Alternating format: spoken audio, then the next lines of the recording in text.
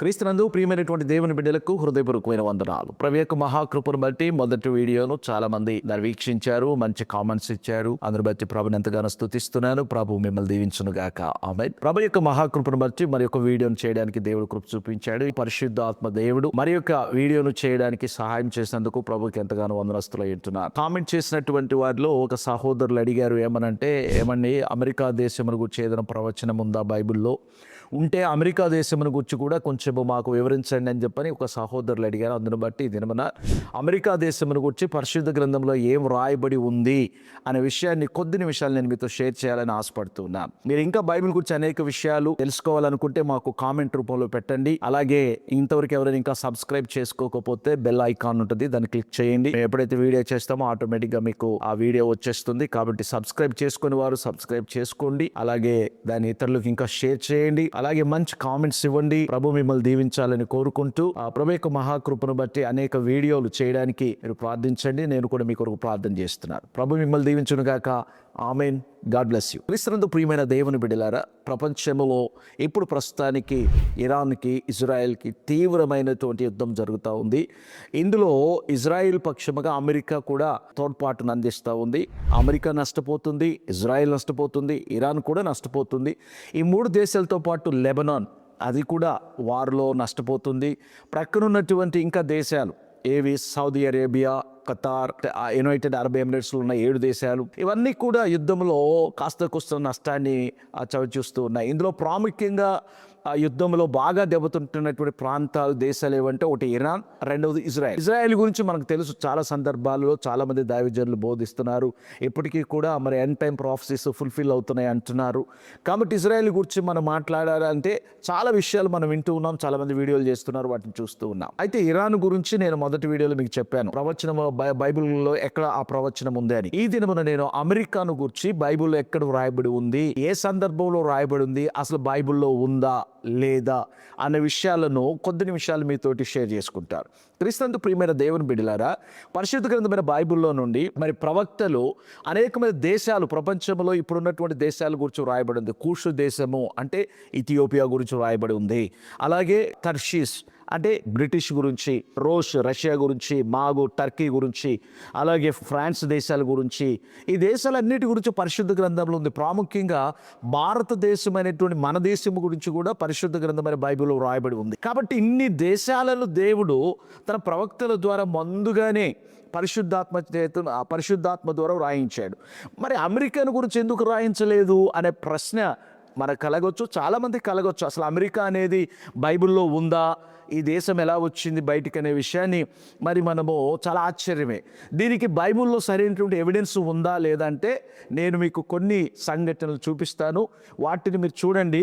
అది అమెరికాకు సెట్ అవుతుందా లేదా, అది అమెరికా దేశమేనా కాదనేది తర్వాత మీరు ఆలోచించండి. చాలామంది బైబిల్ పండితులు నేను చెప్పబోతున్నటువంటి ఈ రిఫరెన్స్లను చూసి వారు ఆలోచించి చెప్పినటువంటి విషయాన్ని నేను మీతో చెప్పాలని ఆశపడుతున్నాను. మొట్టమొదటిగా అమెరికా దేశమును గూర్చి పరిశుద్ధ గ్రంథంలో 2 ప్రవక్తలు రాశారు.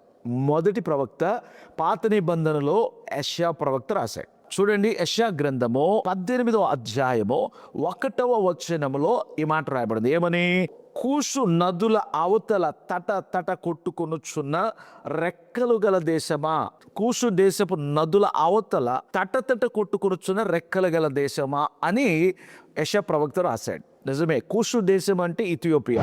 క్రీస్తునందు ప్రియులారా, ఇథియోపియా నదులకు అవతల ఉన్న దేశం ఏదంటే అమెరికా సంయుక్త రాష్ట్రం. ఇక్కడ రాయబడిన మాట ఏమిటంటే కూషు నదుల అవతల తడతట కొట్టుకొనుచున్న రెక్కల గల దేశం అంటే అమెరికన్ యొక్క నేషనల్ ఆంబ్లం, జాతీయ చిహ్నం ఏంటంటే మీకు తెలుసు, ఒక ఈగల్ తన 2 రెక్కలను విప్పుకొని అది కనపడుద్ది. అంటే ఒక పక్షి తన రెక్కలను తటతట కొట్టుకుంటున్నప్పుడు ఎలాగో తన రెక్కలను విప్పుతుందో అది ఇక్కడ సరిపోతుంది. అంటే దాని అర్థం ఏంటి అంటే కూషు దేశపు నదుల అవతల తడతట కొట్టుకున్న దేశం ఏదంటే అమెరికా అని చెప్పొచ్చు. రెండవ దానిలోకి వెళ్దాం. రెండవది దానియేలు ప్రవక్త 7వ అధ్యాయం 4వ వచనములో ఇంకొక మాట రాశాడు, అది కూడా చూద్దాం. మొదటిది సింహమును పోలినది గాని దానికి పక్షిరాజు రెక్కల వంటి రెక్కలు ఉండెను, నేను చూచుచుండగా దాని రెక్కలు తీయబడినవి గనుక మనిషిని వలె అది పాదముల మీద పాదములు పెట్టుకొని నేల పైన నిలువబడిను, మరియు మానవ మనస్సు వంటి మనస్సు దానికి ఇవ్వబడిను. కాబట్టి తడతడ కొట్టుకొనుచున్న రెక్కల గలనటువంటి పక్షి మనిషి వలె నేల మీద నిలబడి కనబడుతుంది. ఈ రెండు ప్రవచనాలు ఈ దేశానికి సరిపోతుంది అని చాలా మంది స్కాలర్స్ ఈ రెండింటిని ఎత్తి రాశారు. నిజంగానే అమెరికా దేశంకు ఉన్నటువంటి ఆంబులం చూస్తే మనం ఇదే కనబడుతుంది. ఇంకొకటి మూడోది చాలా ప్రాముఖ్యమైనది ఉంది. ఇది మనము అవును అని చెప్పొచ్చు, కాదని చెప్పొచ్చు. కానీ ఇందులో 100కి 100% అమెరికానే మనకు కనబడుతుంది. రెండవది మనకు ప్రాముఖ్యమైనటువంటిది ప్రకటన గ్రంథము 13వ అధ్యాయం 11 నుండి 18 వచనాలు మనము చదివితే, ఆ 13వ అధ్యాయములో మొదటి 10 వచనాలలో ఒక మృగం కనబడుద్ది. క్రూర మృగం, దానికి 7 తలలు 10 కొమ్ములు ఉంటాయి. అది చావు దెబ్బ తగిలినట్టు కనబడుద్ది. 11వ వచనం నుండి 18వ వచనం వరకు మనం చూస్తే రెండవ మృగం కనబడుద్ది. దీనికి కొమ్ములు ఉండవు, కానీ గొర్రె పిల్లకు ఉన్నట్టు 2 కొమ్ములు ఉంటాయి. దానికి మానవ మనస్సు ఇవ్వబడింది, అది భూమిలో నుండి వస్తుంది అనేటువంటి వివరణ ఆ 11వ అధ్యాయం 11వ వచనం చూస్తాం.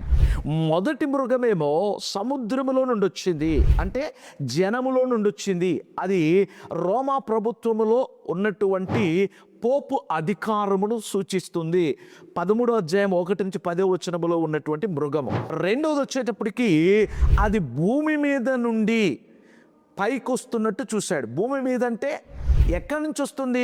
పరిశుద్ధ గ్రంథమైనటువంటి బైబిల్లో ప్రకటన గ్రంథంలో నీరన్నా, సముద్రమన్నా, జలములన్నా మనుషులు నివసించేటువంటి ప్రాంతాలు. కాబట్టి మొదటి మృగము మనుషులలో నుండి వస్తుంది, రెండవ మృగము భూమి మీద నుండి వస్తుంది. అంటే మనుషుల నుండి రావడం లేదు, రెండవ మృగము భూమి మీద నుండి వస్తుంది.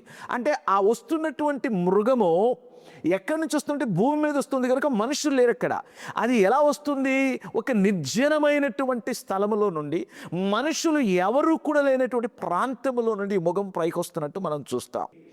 ఇంత బలమైనటువంటి శక్తి కలిగినటువంటి దేశము ప్రపంచంలో ఏదైనా ఉందా అంటే లేదు అని చెప్పాలి మనం.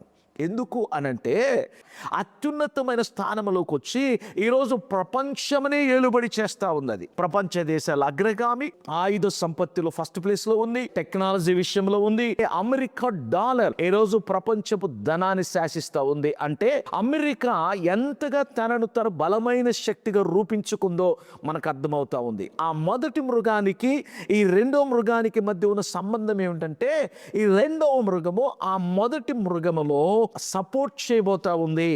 అంటే ఏమిటి అంటే, మత విషయంలో అమెరికా దేశము పోపు యొక్క అధికారమునకు మద్దతునివ్వబోతా ఉంది.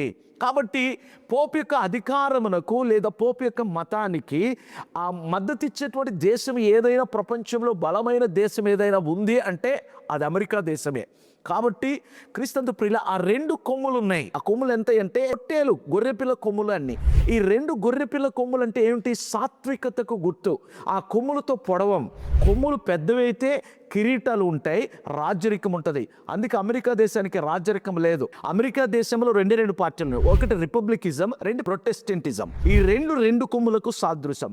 ఈ 2 ఉన్నటువంటి దేశం ప్రపంచంలో ఏదైనా ఉందా? రాజు లేని దేశము, శక్తివంతంగా బలంగా ప్రపంచంలో ఎదిగినటువంటి శక్తివంతమైన దేశము ఏదైనా ఉన్నది అంటే అది అమెరికా తప్ప మరొక దేశము కాదు. కాబట్టి క్రీస్తు ప్రియమైన దేవుని బిడ్డలారా, ప్రస్తుతము బైబిల్లో అమెరికా గురించి పేరు ప్రస్తావించబడలేదు, కానీ అమెరికాను గూర్చి కూడా దేవుడు పరిశుద్ధాత్మ ద్వారా పరిశుద్ధ గ్రంథంలో వ్రాయించాడు. కాబట్టి ఈరోజు ఆ రెండవ మృగముకున్నటువంటి బలము, దానికున్న ఆధిపత్యము, అది ప్రజల మీదకు తీసుకొస్తున్నటువంటి ఒత్తిడి, అధికారము ప్రపంచంలో ఏ దేశానికి లేదు అంటే అది అమెరికానే. కాబట్టి అమెరికా దేశం గురించి కూడా దేవుడు పరిశుద్ధ గ్రంథంలో వ్రాయించాడు. కాబట్టి ఈ చివరి దినాలలో అమెరికా కూడా బలమైనటువంటి శక్తిగా నిలబడి అనేక దేశాలకు సపోర్ట్ చేస్తూ యుద్ధంలో పాలుపంపులు పొందుతుంది. ప్రభువు అమెరికాను, ఇజ్రాయెల్, ఇరాన్ను, భారతదేశమును, ప్రపంచ దేశాలన్నిటినీ దీవించును గాక. ఆమేన్. God bless you.